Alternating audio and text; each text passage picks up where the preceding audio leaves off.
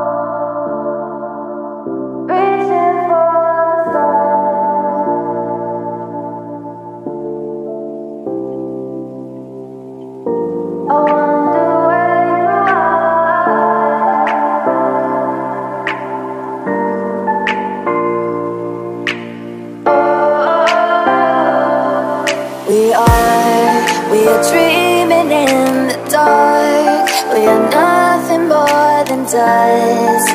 Search but you stay lost. We are reaching for the stars, but we're making this too hard. And I wonder where you are. Mysterious, that's the part you always show. 'Cause you're too curious. Maybe you should take it slow. Mysterious, that's the part you always show. 'Cause you're too curious. Maybe you should take it slow.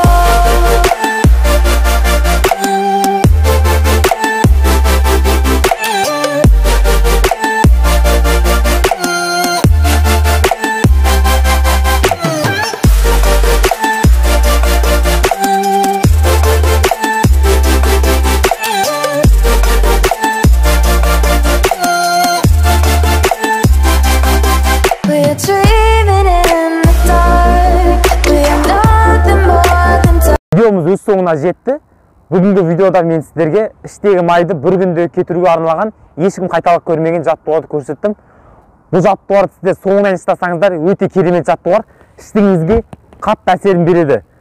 Ішіңіздегі майды бір күнде кетіре алатын боласыздар. Күніне 3 рет қайталайсыздар, таңертең, түсте, кешке.